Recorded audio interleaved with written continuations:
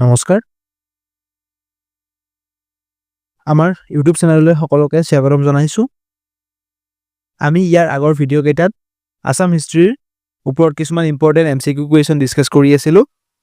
আৰু এইটো আমাৰ 5 নম্বৰ ভিডিঅ' যদি আপোনালোকে আগৰ ভিডিঅ' কেইটা চোৱা নাই আপোনালোকে আমাৰ প্লেলিষ্টত গৈ কেনে আপোনালোকে আগৰ ভিডিঅ' কেইটা চাই লব খুব ইম্পৰ্টেন্ট কুৱেশ্যন কিছুমান আমি ডিসকাস কৰিছো তেতিয়া হলে আজিৰ ভিডিঅ'টো আমি ষ্টাৰ্ট কৰো আজি আমাৰ ফাৰ্স্ট কুৱেশ্যনটো হৈছে যে কমৌলি লিপি কোনজন শাসকে জাৰি কৰিছিল যি পাল বংশৰ এজন মন্ত্ৰীও আছিল অপচন দিছে বৈদ্যদেৱ টিংগদেৱ ৰাইৰীদেৱ ভাস্কৰ বৰ্মন আমি ভাস্কৰ বৰ্মন জানো যে ভাস্কৰ বৰ্মন পাল বংশৰ মন্ত্ৰী নাছিল ওকে আৰু তেওঁ বহুত আগৰ ৰজা আছিল বাকি থাকিল আমাৰ বৈদ্যদেৱ টিংগদেৱ আৰু ৰাইৰীদেৱ এটা যেতিয়া পাল বংশৰ পতন হৈছিল পাল বংশৰ শেষৰ ৰজা আছিল জয়পাল যেতিয়া পৰাস্ত হৈছিল তাৰ পিছত এই বৈদ্যদেৱ কিছুদিনৰ কাৰণে ৰজা হৈছিল বৈদ্যদেৱৰ পিছত ৰজা হৈছিল টিংগদেৱ এই যেতিয়া বৈদ্যদেৱ ৰজা হৈ আছিল তেওঁৰ লগতে এই যিখন কৌমিলি লিপি আছে সেইখন এই বৈদ্যদেৱৰ লগতেই জড়িত ওকে মনত ৰাখিবা কেতিয়াবা সুধিব পাৰে আৰু তেওঁ বৈদ্যদেৱ এজন পাল বংশৰ মন্ত্ৰীও আছিল নেক্সট কুৱেশ্যন বৰ্মন বংশৰ ৰাজকীয় প্ৰতীক বা লাঞ্ছন কি আছিল অৰ্থাৎ তেওঁলোকে কোনটো প্ৰতীকক তেওঁলোকে নিজৰ বংশৰ লগত জড়িত আমাক সুধিছে অপচন দিছে সিংহ হাতী বাঘ আৰু ষাঁড় এৰ শুদ্ধ উত্তৰটো হ'ল হাতী বৰ্মন বংশৰ যিটো তেওঁলোকৰ ৰাজকীয় প্ৰতীক আছিল যিটো তেওঁলোকৰ ৰয়েল চিম্বল আছিল তাৰ লগত জড়িত হাতীটো দ্বিতীয় চন্দ্ৰগুপ্তৰ ৰাজত্ব কালত কামৰূপৰ সমসাময়িক ৰজা কোন আছিল দ্বিতীয় চন্দ্ৰগুপ্ত যেতিয়া ৰজা হৈছিল অৰ্থাৎ দ্বিতীয় চন্দ্ৰগুপ্ত মানে কোন হয় বিক্ৰমাদিত্য হয়নে বিক্ৰমাদিত্য যেতিয়া ৰজা হৈ আছিল তেতিয়া কামৰূপৰ ৰজা কোন আছিল আমাক সুধিছে অপচন দিছে বালা বৰ্মন প্ৰথম বালা বৰ্মন পুষ্য বৰ্মন ভাস্কৰ বৰ্মন আৰু মহেন্দ্ৰ বৰ্মন ইয়াৰে শুদ্ধ উত্তৰটো হ'ব বালা বৰ্মন বালা বৰ্মনে বিক্ৰমাদিত্য যেতিয়া ৰজা হৈছিল সেই সময়ত ৰজা আছিল অৰ্থাৎ দ্বিতীয় চন্দ্ৰগুপ্তৰ সময়ত নেক্সট কুৱেশ্যন প্ৰাচীন কামৰূপত ভক্তিৰ প্ৰদেশৰ মুৰব্বীজনক কি বুলি জনা যায় অৰ্থাৎ ভক্তি মানে সেই সময়ত প্ৰদেশৰ কথা কোৱা হৈছিল অপচন দিছে উপৰিক বিষয়বতী গ্ৰামীণ মন্ত্ৰী ইয়াৰে শুদ্ধ উত্তৰটো হ'ব উপৰিক ভক্তি বা প্ৰদেশখনৰ মুৰব্বীজনক সেই সময়ত উপৰিক বুলি কোৱা হৈছিল নেক্সট কুৱেশ্যন প্ৰাচীন প্ৰাগজ্যোতিষপুৰ কিহৰ অধ্যয়নৰ বাবে এক প্ৰসিদ্ধ কেন্দ্ৰ আছিল অপচন চিকিৎসা শাস্ত্ৰ জ্যোতিৰ্বিজ্ঞান স্থাপত্যবিদ্যা আৰু সংগীত ইয়াৰে শুদ্ধ উত্তৰটো হ'ব জ্যোতিৰ্বিজ্ঞান আৰু জ্যোতিষশাস্ত্ৰ প্ৰাচীন প্ৰাগজ্যোতিষপুৰক এই জ্যোতিৰ্বিজ্ঞান বা জ্যোতিষশাস্ত্ৰৰ বাবে প্ৰাগজ্যোতিষপুৰখন বিখ্যাত আছিল সেই সময়ত নেক্সট কুৱেশ্যন উনুতোলা তাম্ৰলিপি কোনটো যুগৰ অপচন ব্ৰহ্মণ শালস্তম্ভ পাল কোচ ইয়াৰে শুদ্ধ উত্তৰটো হ'ব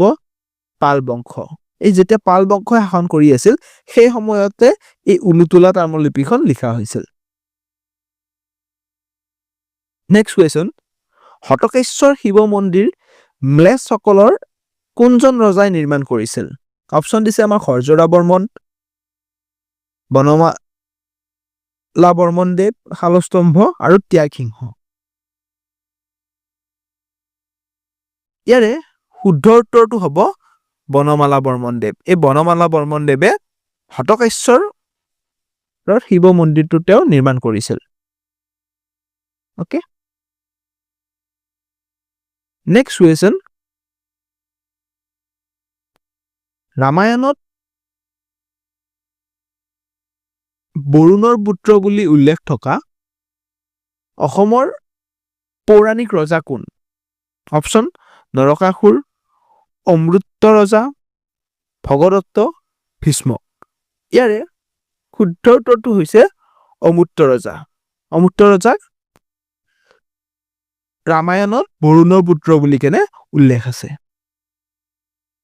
নেক্সট কুৱেশ্যন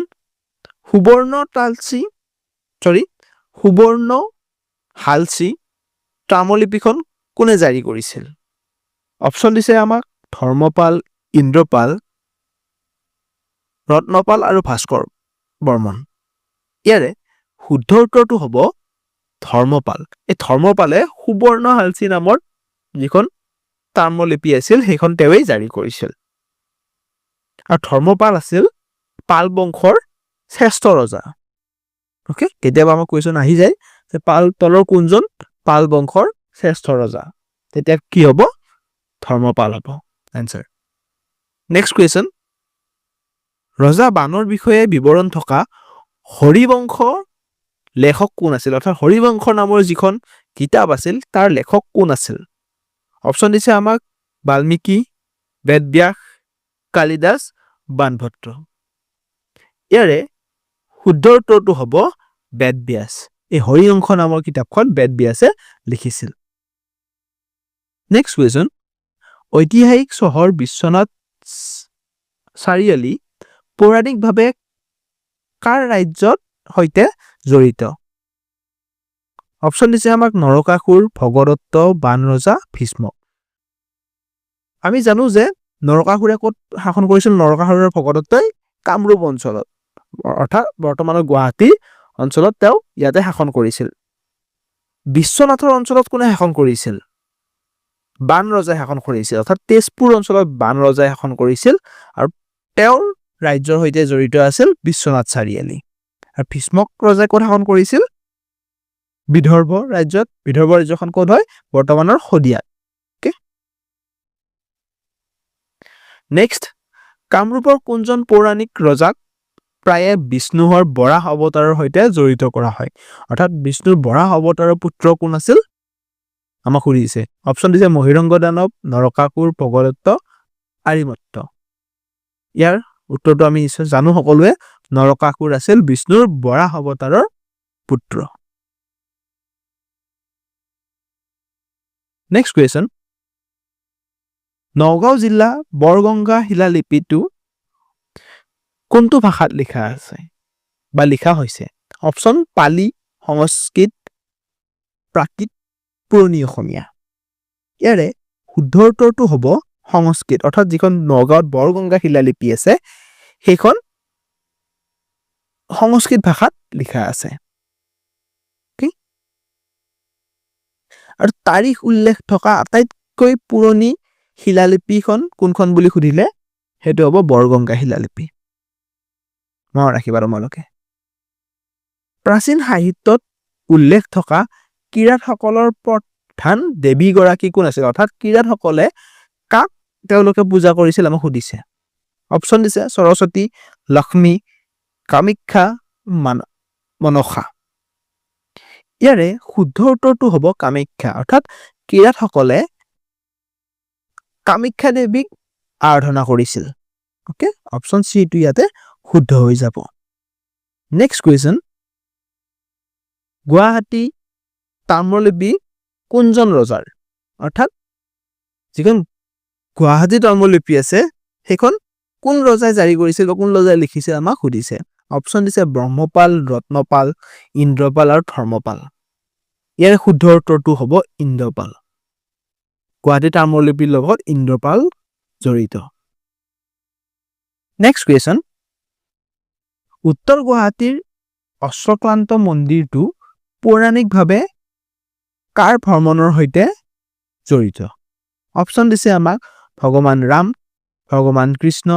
ভগৱান বুদ্ধ পৰশুৰাম যিটো আমাৰ উত্তৰ গুৱাহাটীত অশ্বক্লান্ত মন্দিৰ আছে সেইটো ভগৱান শ্ৰীকৃষ্ণৰ লগত জড়িত পৌৰাণিকভাৱে কোৱা হয় যে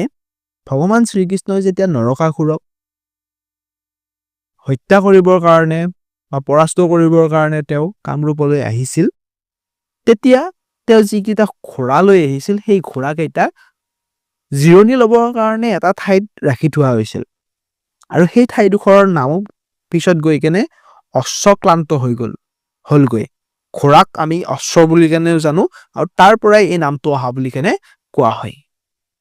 ওকে নেক্সট কুৱেশ্যন কোনখন বিখ্যাত পাৰ্চী ঐতিহাসিক গ্ৰন্থত বক্তিয়াৰ খিলজীৰ কামৰূপ আক্ৰমণৰ কথা উল্লেখ আছে অৰ্থাৎ বক্তিয়াৰ খিলজীয়ে যে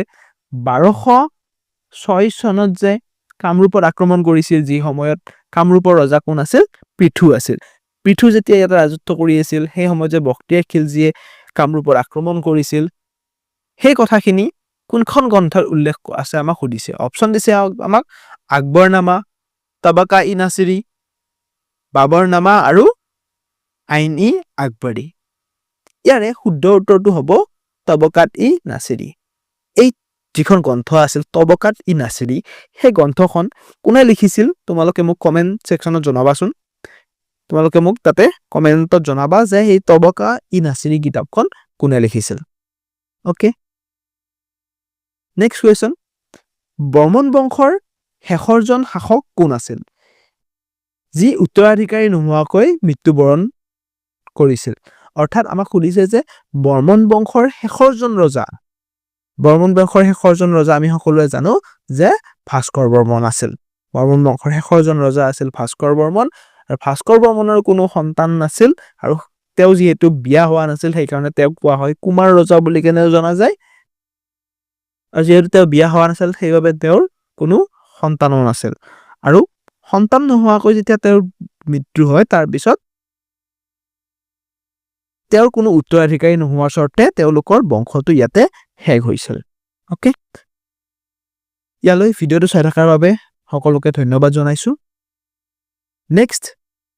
আমি আৰু কিছুমান ভাল কুৱেশ্যন লৈ কেনে আহিম আজিলৈ ইমানেই আছিল থেংক ইউ